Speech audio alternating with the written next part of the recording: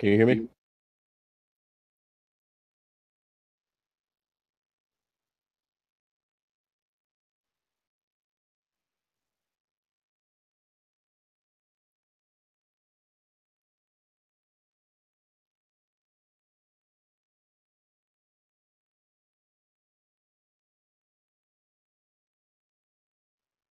I can't hear you, buddy.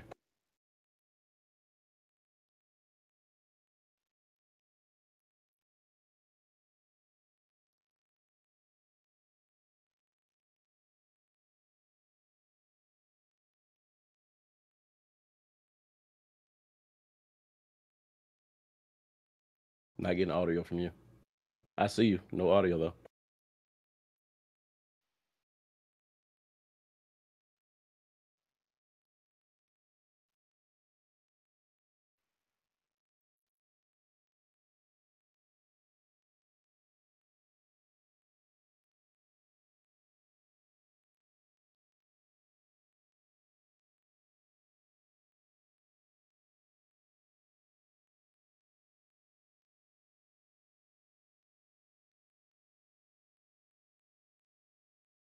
Still no audio.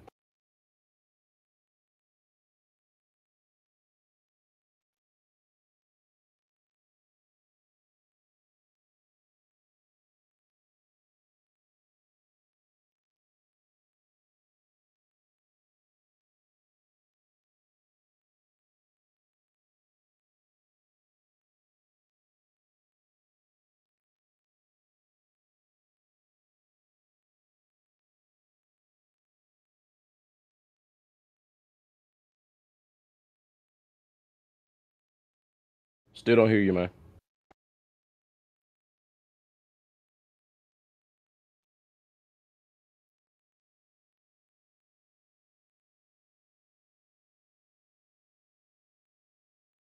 If you can hear me, give me a thumbs up.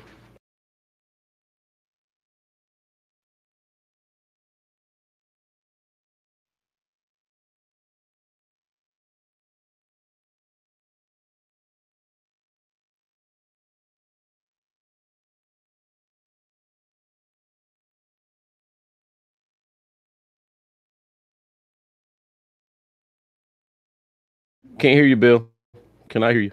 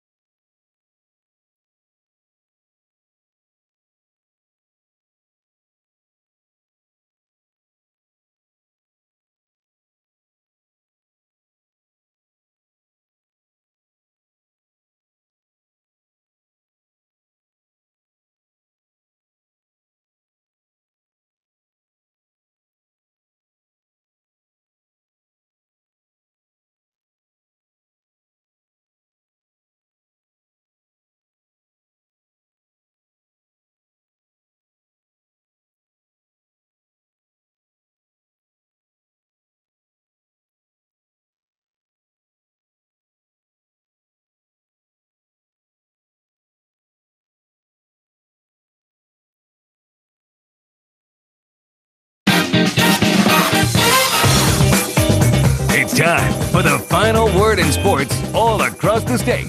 You're listening to Sports Talk with your hosts, Bill Kornblut, Will Pelagic, and the Professor Tom Hayes. You've been waiting all day, so join the show now by calling 800-956-7266.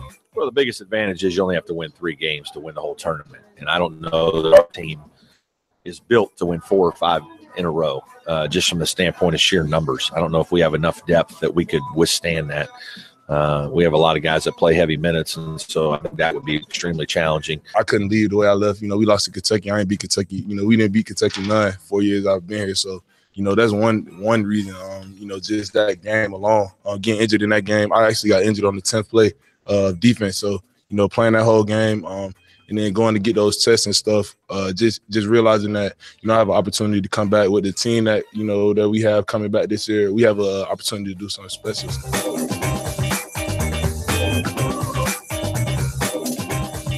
Good evening, everybody. Welcome to South Carolina Radio Network here on a very busy Wednesday as March Madness now is in full bloom, or in full snowfall, as the case may be, in New York City and maybe a little bit in St. Louis, as we turn our attention to the ACC and SEC basketball tournaments. The ACC into day 2 of its events at the Barclays Center in Brooklyn. The SEC getting underway tonight. USC will unfortunately be one of the teams forced to play tonight in the play-in round. They might call it round 1, but it's the play-in round of the SEC tournament. South Carolina and Ole Miss, the last game of the 2 to be played today in St. Louis. Bill Pollock is there to cover the SEC tournament for us and cover the Gamecocks. Will Pelagic is in Brooklyn, the AAC tournament and the Clemson Tigers. We'll hear from both in just a moment. Also coming up tonight here on Sports Talk, more football for you as we talk today with some of the USC defensive players, including the returning linebacker Bryson Allen Williams, who missed most of last season after injuring his shoulder, as you heard him say in the opening, and he is coming back for another year, and he is excited about playing with this USC football team and what it might accomplish in this coming season. We'll also hear from Christian Wilkins. Did not get to that piece last night, the Clemson defensive lineman who is also returning, but not for injury reasons. He just decided that coming back to Clemson for another year instead of opting for the draft was in his best interest. So we have all that and more to come your way tonight here on Sports Talk. If you want to join in on the program with a comment or a question or an observation or a compliment, we always like compliments. We can't get enough compliments. 800-956-7266 is our phone number. Email talkback@sportstalksc.com and on Twitter @SportsTalkSC. Let's head up to New York City, to Brooklyn, to be more exact. Will Pelagic has been at the Barclays Center all day long. Now, it is snowing cats and dogs there. Another nor'easter is blowing in. The wind's around 40 miles an hour.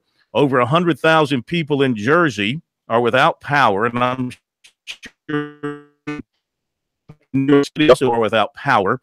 And, Will, the one thing that I am noting at the tournament so far, depending on how you feel about the geography of the state of Kentucky, whether or not you think they're in the north or the south, all the winners have been above the Mason-Dixon line to this point.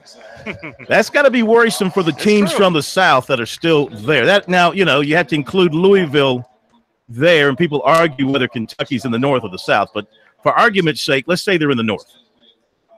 They're not in the north. They are, Corn, and by the way, I think there's an old saying: neither rain nor sleet nor snow or the ghost of Carl Hess could keep this tournament from getting its foot on its heels here. But it has been a rather northeastern feel and almost a non-traditional feel.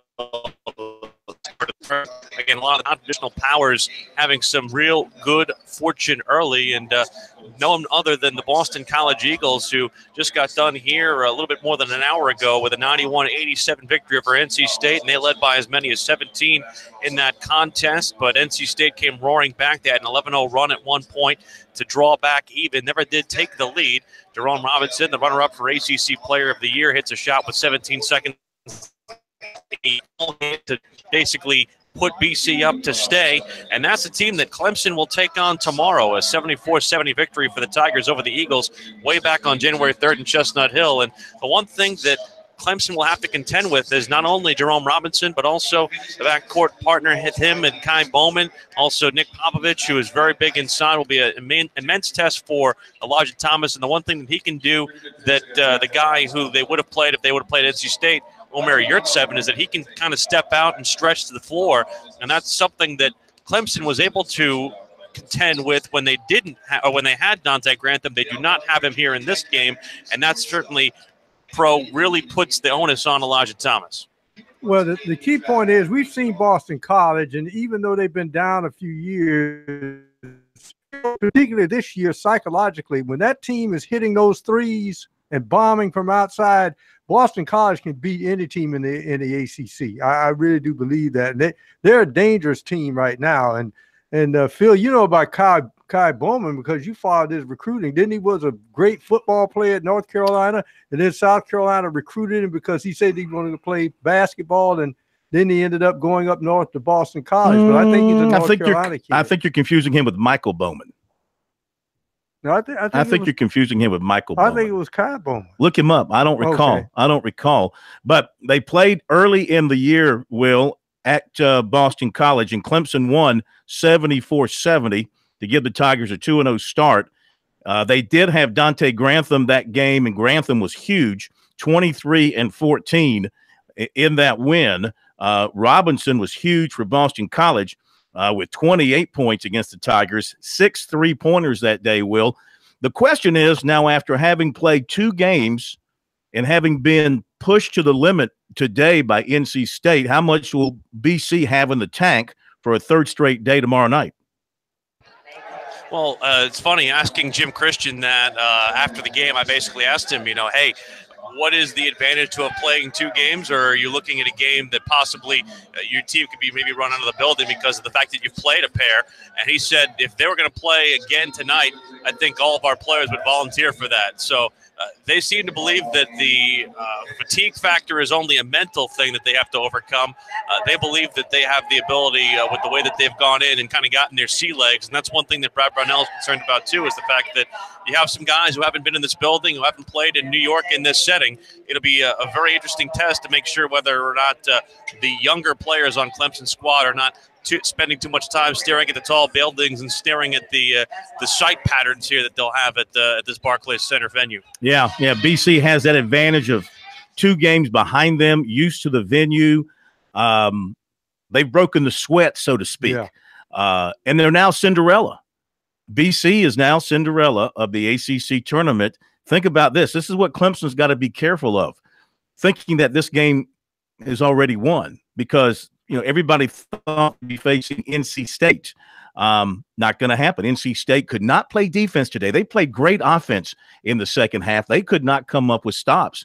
Time and time again, BC had trouble against Georgia Tech's press yesterday, so NC State pressed them. This time they handled it quite well and got continuous layup, good inside shot in the second half, and they were able to pull off another I guess technically the win over Georgia Tech was not an upset because that was a 12-13, but you could go either way. This was definitely an upset, 12-5. So Clemson's got to be very careful about things, their attitude, their approach. They got to think of themselves as being one of the big 4 because that's what they are. They earned it with their regular season performance, and they've got to go in there and think that way and knock this team out early. If you let BC hang in, what will happen, of course, is the arena will get behind them. They'll get confidence, and then you're going to have a battle on your hands. That's why I think the key stat in this game is offensive rebounding for Clemson. Because if you offensive rebound, you ought to be able to win a basketball game. Kai Bowman, yes, football coaches around the country wanted him as a defensive back. Havelock, North Carolina, decided to play basketball. It's Michael Bowman's brother. That's who that was. Okay. Yeah, that was Michael Bowman's brother, originally committed to North Carolina for football. You are correct. Now it rings the bell. All right, we'll be right back. We're going to head out to St. Louis and check things out in the Show Me State. Will the Gamecocks be able to show them tonight? We'll be right back.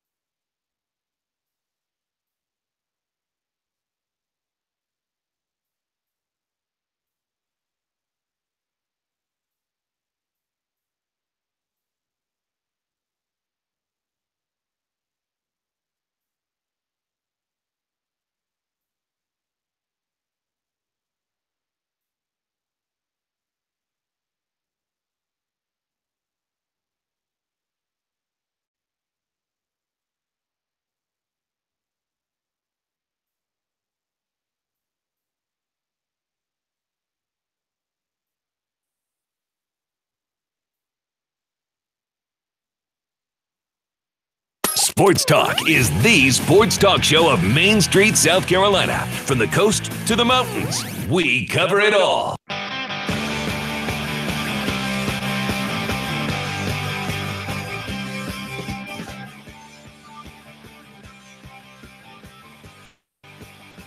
right, welcome back in Sports Talk, everybody. South Carolina Radio Network from Columbia. Phil Kornblut, the professor, Tom Hayes, Brian Leonard here, Will Pelagic in New York at the Barclays Center at the ACC tournaments. Bill Pollock covering the SEC tournament for us all week long, especially while South Carolina's in it. Could be a one-night affair, or it could take longer for that, depending on what happens with the Gamecocks. Once again, Sports Talk, your only sports talk show in South Carolina, covering both the ACC and SEC tournaments for you live here all week. So make sure you stay with us throughout the week. Coming up, we've got Will's one-on-one interview with Brad Brownell. Well, basically one-on-one. I think that there might have been another interloper there, but by and large, it's Will's interview. We'll hear from him. Also, Jim Christian, the Boston College coach, we'll hear from him talking about the matchup with Clemson coming up tomorrow afternoon. That's a 2 o'clock tip. 2 o'clock tip up in Brooklyn tomorrow night. Today, Coastal Carolina playing its tournament game, and Coastal was a loser to Texas State, 73-66, opening round of the Sun Belt Conference tournament. That was in New Orleans. Jalen Shaw, playing his final game, had 27 points to lead the Chanticleers there, but not enough as they fall victim to Texas State. Before we go out to Bill Pollock, I want to take a moment here to pass along our condolences to the family of Woody Durham, who passed away at the age of 76 today. It only seems fitting. I mean, unfortunately, he has passed away. He'd been ill for several years, but I guess it only seems fitting that his life would end on the day that the Tar Heels are about to open play in the ACC tournament. It's funny how these kind of things do happen that way. But if you are like me and like Pro, a sports child of the 60s and 70s, and listening to sporting events around the ACC in that time, and listen to North Carolina games, you listen to Woody Durham, and it was magical, just WBT magical, Charlotte. Just magical. What a great announcer. And a really good person. I mean, I knew him just a little bit. Mick Mixon, a good friend of ours, worked alongside him, and through Mick, I got to see Woody from time to time and talk to him, and just a gem of a gentleman. 13-time Sportscaster of the Year in the state of North Carolina, in the North Carolina Sports Hall of Fame. His ability to describe the action was beyond belief. I mean, he made you feel, especially if you were a Tar Heel fan, which obviously I am not, but just as a sports fan and as a listener, he took you to the scene. He took you to the action as few could, and especially with North Carolina basketball. And the beautiful thing about him, he was a North Carolina kid, grew up in the state, and it was his dream job. 40 years of doing North Carolina play-by-play. You couldn't separate, and this is the way it used to be with play-by-play announcers and voices of universities. You couldn't separate the voice from the school. They were one. And these days, those things are dying out more and more. We're just not seeing that sort of relationship because of the way the business has become. Your Bob Fultons, your Jim Phillips, Eli Gold, thank goodness he's still plugging along, but he would be one that would kind of fit into that category. And there are others. There are other long-term announcers with a particular school still employed and still working. But as they die out, they're being replaced by cookie cutter broadcasters. I hate to say it. So many of them today, they just sound alike. You go across the dial on the satellite radio, listening to the various play-by-play calls, and they all pretty much sound the same. Unlike these guys of the previous generation who had their own distinct voice, their own distinct style, and you associated that voice with that school. And that's how Woody, for me, was for North Carolina. And if you listen to his son Wes, who now does TV, but when he was doing Georgia Tech in particular, you couldn't tell the difference. And I thought it would be automatic that Wes would replace Woody but he never wanted that. He never wanted to follow. He never wanted to follow in his father's footsteps. I don't think I would want to follow the legend either. Yeah. Here's the thing that got me, and I don't know how they did it, Corn, but correct me if I'm wrong.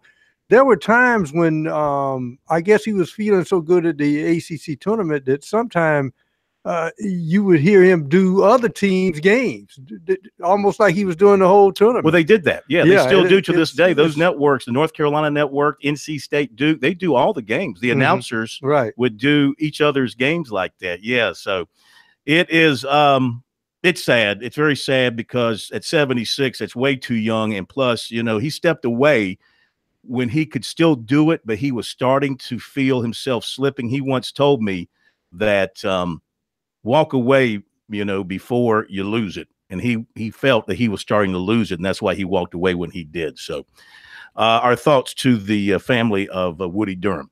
To St. Louis we go. And this is not one of those cookie-cutter play-by-play guys I was talking about. This is Bill Pollock, a man with his own style, his own legendary voice in the state of Missouri. By the way, Frank Martin is there. He was listening last night. He's a big man. He's looking for you after the game. I bet he is. Well, first of all, well said about Woody Durham. I actually had a chance to work with him before I got onto the on-air side of sports. I was doing affiliate relations for the Tar Heel Network. Oh, okay. And at a drop of a hat, if there was an affiliate, and it didn't matter the size of the radio station, the wattage of the station, it could be a 50,000 watt station or a 1,000 watt AM station tucked away in the mountains. If they needed Woody to come out and visit with a client or give a pep talk to their salespeople, whatever the case was, he did it. He drove all over that state. And so I had the opportunity to spend a couple of trips with him. And I mean, you nailed it exactly about the type of just a professional he was, not only on the air, but off the air, and what he did for those radio stations in North Carolina. Yeah. Great guy. Great guy. Yeah. All right. Set the scene for us there in St. Louis. Well, it's cold outside. But the Scott Trade Center, which is where the St. Louis Blues play their hockey games, they just went through phase 1 of a remodel. So when fans come here, they've got the new ribbon boards, a brand new scoreboard. The scoreboard they had was over 20 years old. So this is the first year they've got a new scoreboard. It's great interactive. So I think fans coming here from all over SEC country are going to enjoy it. I think it's a great venue. They've done a lot to really spruce it up. So I think the fan atmosphere will be great.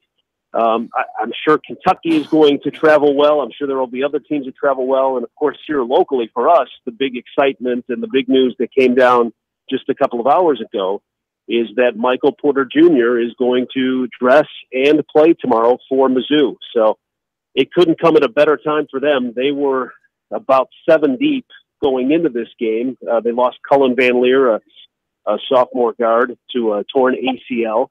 And now their really only true point guard, Jordan Geist, didn't even go through their practice today. He's under the weather, so they don't even know if he's going to play. So if they didn't have Michael Porter Jr. available, they probably would have been down to 6. So he might be their 7th guy, which might bode okay tomorrow against Georgia or Vandy, the first game of this SEC tournament tonight. But going up against Kentucky, if they don't get Geist back, and how is Michael Porter Jr. going to bounce back on a second day in a row? Really interesting what could happen with this Mizzou team. But for now, fans are excited that, hey, it's in our backyard. We're getting Michael Porter Jr., so there's a lot of enthusiasm here from at least Mizzou fans. I won't hold you over after the break, but I would imagine, too, that's going to mean a lot more Mizzou fans showing up tomorrow and perhaps even packing that arena with Missouri fans? Yeah, I would think so. You know, they play a game here against Illinois every year, and when they had their down years in the Kim Anderson years, they were drawing about 12,000 people in this arena, and it can hold about 22 for basketball. This year, even without Michael Porter not playing, it was packed. And so I don't know if it's going to sell out, but I would expect that you could get 10 to 12,000 Mizzou fans here, which would be great. Yeah, be pretty loud. I've done a lot of walk-up. Yeah, I've done a lot of walk-up people after this news of Porter. All right, hang on. We're going to come back to you after the break. We're also going to get to Will and his, I'm told, exclusive one-on-one interview with Brad Brownell. I mean, there's another Clemson, well, there is a Clemson website person up there. I thought he might have horned in on it. We'll be right back.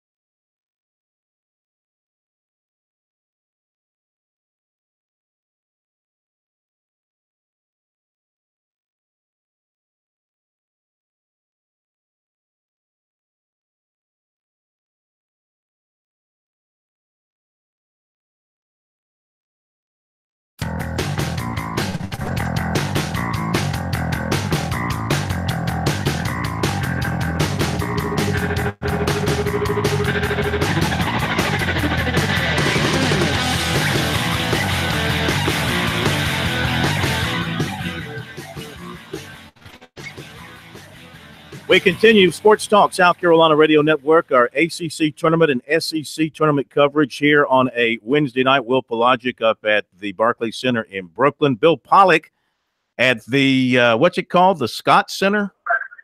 Scott Trade Center. Scott Trade Center in St. Louis. We're in a little bit South Carolina tonight, the second game of the doubleheader. South Carolina plays Ole Miss, a team they've lost to twice in a row. First game beginning in about a half hour is Georgia and Vanderbilt. I know there's not much of a buzz there. I've been there on play-in at SEC tournament time in Atlanta and in Nashville, and when the lower seeded teams are playing, there's not a whole heck of a lot of excitement there.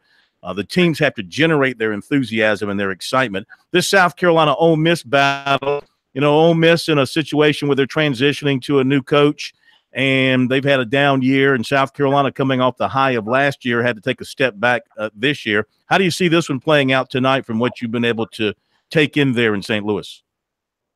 Well, I think the key for you guys, for the Gamecocks, obviously Silva's going to have to perform in Booker. They're going to need somebody else to step up. And, I know DeAndre Burnett in the last meeting, I think he went for 18 points.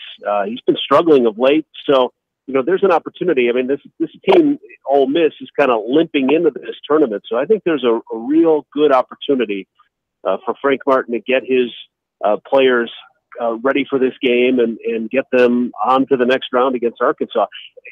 Frank was at Kansas State, and he always talked about coming to Missouri. Now he's talking about coming to Columbia, but he always talked about enjoying that experience. He loved the fan base, and so I think he just attributes Missouri as just being a great place to come and play. It's something that means near and dear to him. So I think he'll have the players excited and ready for this game. I think the dangerous thing about this game is Tony Madlock being the interim coach, and already he's shown his kind of toughness because a couple of players got in trouble getting in the face of Kentucky players at Rupp Arena. So they're going to be tough tonight. But, Bill, I had to ask you about Porter. Really, his stamina level, how far do they think he can go in a 40-minute game?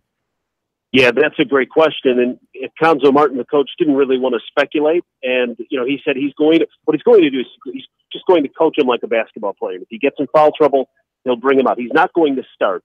So he'll come in off the bench. I would expect that they'll get him in pretty early to kind of get into the flow of the game, work up a little bit of the sweat. And I would expect that you would see him in little bursts. And how many minutes that times out to, I'm not sure. What he's going to bring to this team, and what Cuonzo is hoping that he can bring to this team, is another outside shooter. And him being 6'10", his arms are long, another defender. And so if they can use him in some situations where they can get him for stretches of time, maybe 3-4 minutes at a time and get him back out on the bench, that would be great. If a guy like Jeremiah Tillman, who had a lot of foul trouble early in the year, if he gets into foul trouble and you need to try to rely on Michael a little bit more, like I said, you might get past that first game against either Vandy or Georgia, but how much is he going to have left in the tank Friday afternoon against Kentucky? So, big questions. And, he's going to be rusty. Just so many questions when a kid's been off for 3 months coming back from surgery, what he can do. But just having his presence out there should help this team. Hey, Bill, thank you, man, and we'll catch you at halftime of that first game. Yeah, that sounds good. Thank you. Bill Pollock at the SEC tournament for us. Now back to the ACC tournament, where Will had a chance today to talk to Brad Brownell. Yes, indeed, Corn, and this is just my conversation with Brad Brownell a couple moments before the BC and NC State game was supposed to start. So let me ask you about the team you'll play tomorrow here with this Boston College group. Jerome Robinson is a guy who contended for the Player of the Year award. He's a lot to handle. You guys are able to kind of make it happen up there, but he's obviously someone who can always get his. Yeah, he's unbelievably talented scorer, one of the best players in our league. He was really hard for us to handle in the second half. I thought we did a great job on him in the first half, but the second half he got loose, and he makes guarded shots. I think that's the most difficult thing, and one of the unique qualities that talented players like Jerome have is they can make guarded shots. And, along with Kai Bowman and Chapman, who I think is one of the more underrated players in our league, you've got three guys that can really score. Bowman and Robinson are elite athletes that can score over top of you, and Chapman's one of the elite shooters in our league. So, a lot of times in tournament basketball, hot shooting can carry you a long way. And I think there aren't many teams that can shoot it as well from the perimeter as Boston College. I have to ask you about the elephant in the room, the snow. Does it help with the bunker mentality, or does it make it more difficult to kind of get guys off their feet? No, I don't think it really matters. I think, we came up early enough, and the travel isn't easy. It was a 5-hour trip by the time we, left Clemson at 5:30 on Tuesday and got here at 10:30 Tuesday night. So it was a long travel day. We were able to get our work in Wednesday morning, kind of get out of the weather and and really watch, yesterday's game against Boston College and NC State, and then try to get prepared for today's game. Obviously, looking at what you're going to go through over the next couple of days, you mentioned some of the advantages and disadvantages of having the double bye. What advantages do you have from the fact that you get a couple of days off and a couple of days to reflect and see what everybody looks like, see the cards on the table? Well, the biggest advantage is you only have to win 3 games to win the whole tournament. And I don't know that our team is built to win 4 or 5 in a row, just from the standpoint of sheer numbers. I don't know if we have enough depth that we could withstand that. We have a lot of guys that play heavy, so I think that would be extremely challenging. I think it's been good also just have a couple of days to work on us, to improve a couple things. The disadvantage is you haven't known who you're going to play all week. And so you'd like to put a little more time into your preparation for your first opponent, but you just really can't do that. You got to focus a couple things on, pick 1 or 2 things that they do and try to work on it. But then you got to mostly put your time into you. And so we've tried to do that this week. Where is your team better than you were the first time you played your last opponent? Oh, I don't know. I think just some of the guys are individually better players, having been through the league with more confidence. Even a guy like Marquise Reed, who's been a good player all year, now knows that he's one of the 10 best players in our league, and I think plays this game with a lot of confidence. Gabe DeVoe, as a senior who's been through his senior season, should be supremely confident playing. So I think it's just the confidence that a lot of the guys that have logged a lot of minutes, the Eli's, the Sheltons, those guys aren't going to see anything they haven't seen before. And they should be comfortable, calm out there, play the game with poise, hopefully play with confidence, and then that leads to our team playing well. As somebody who's a New York native, the one thing we tell the tourists is don't look up at the pretty buildings and don't look around at all the sights. While Barclays Center does not have the allure of its partner on 34th, 33rd Street, and 7th Avenue in Madison Square Garden, it is a very impressive venue. How do you get guys who haven't played in it, like the Simses and the Scaras and the Donnells, not to be looking up and around and be allured by their surroundings? Yeah, I think that's one of the challenges, especially in the first game, is just, the nature of the venue. The fact that it's an NBA arena has every college player excited. They all want to play in NBA arenas. They all watch these guys, watch the NBA players play, and they see the Barclays Center. They see Madison Square Garden. They want to play in those environments. And so initially, I think that first game, it's a little bit more difficult for the team that hasn't played to just get used to the surroundings, be comfortable, and not be looking around. You got to focus on what's in front of you, and that's the game. You can't be worried about crowd or environment or any of those things. And obviously it's a unique situation that you don't get to go to the environment or to the arena early and shoot. You just got to kind of go on game day when it's your turn to play and go play. Last one for you. What does your team need to do well to win in a tournament setting as opposed to what you see during an ACC regular season? We have to be consistent shooting the ball. There's no doubt about it. You're going to have to score points to win a tournament like this. I don't know if it's going to take somebody who maybe isn't as used to scoring to help us win a game with a third scorer, whether it's a David Scar, Amir Sims, or somebody differently getting hot. I think we'll have good players play well, but I think we got to find somebody to kind of keep us going in some of these other kind of games. Thank you so much. Good luck this week. Okay, thank you. That's the head coach of the Clemson Tigers, Brian Brownell. The game that's about to go on in front of us, Notre Dame and Virginia Tech, here in the night session as it begins here at the SEC Tournament. We'll have more from New York and from South Carolina when we come back on Sports Talk on South Carolina Radio Network.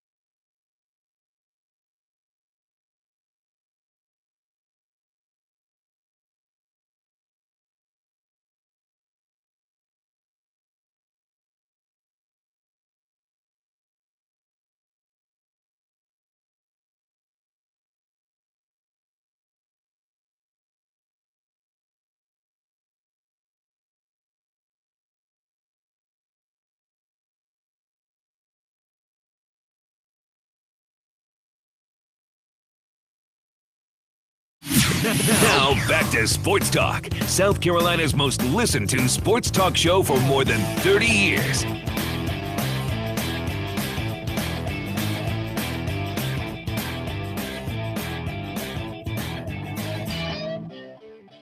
Welcome back into Sports Talk, everybody. South Carolina Radio Network. Did you know 2.5 million children and adults suffer traumatic brain injuries every year? March is Brain Injury Awareness Month. To learn more and to help the Brain Injury Alliance research, educate, and advocate for survivors of brain injury, please visit their website, www.biaofsc.com. That's BIA, the word of, SC.com. A couple of things to catch you up on.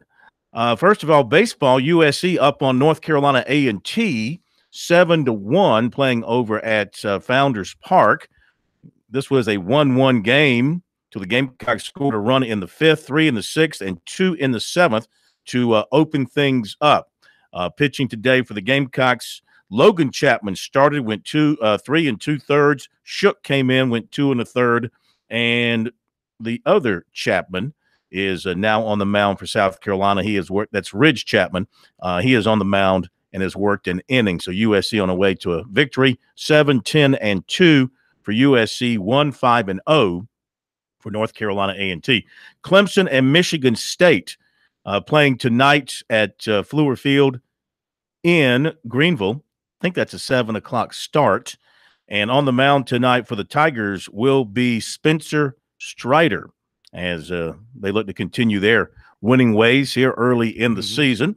Asia Wilson, USC women's basketball standout, today was named the USA Today Sports Women's Basketball Player of the Year. Of course, she's the SEC Player of the Year, has won numerous other awards, a finalist for many other national awards. The SEC's leading scorer, 8th in the nation at just under 23 points per game.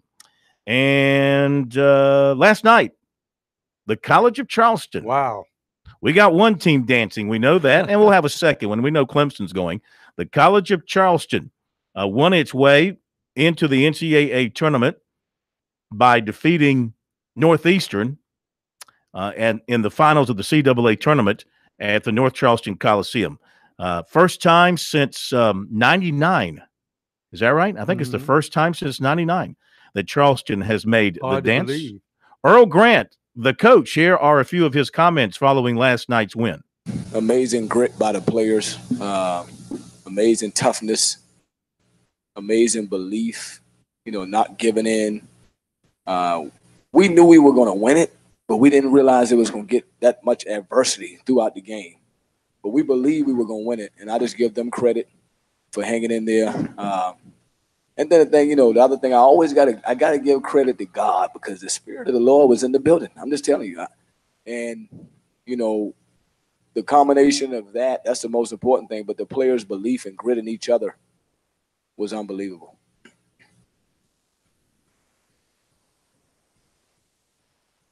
Well, I hadn't had a chance to really think about it. I did tell somebody the last 3 days I've been jogging to my neighborhood to try to find some strength. And it's about 4 miles. I'm like, that's a little too long. But last year I jogged it and I stopped at about 3 miles. This year I said, I gotta go. We're trying to go further, so I'm gonna go all the way in. And it's good to feel the energy from the city and how they feel about this outcome. But the most important thing is, I'm sitting next to 3 guys, Jarrell Brantley and Grant Riller, the first 2 guys who believed in the program and believed in me to even come here as a recruit. And then Joe Chile, who probably had numerous opportunities to leave and believed in us. And so I'm just happy for them. Well, I watched those teams make the tournament. I remember watching those teams, but I told these guys 2 weeks ago, I think this team got some destiny. I think we just starting. March is just starting. And I think the madness is just starting. So I think we got an opportunity to continue to play with this team. And I've been on good teams before at different universities.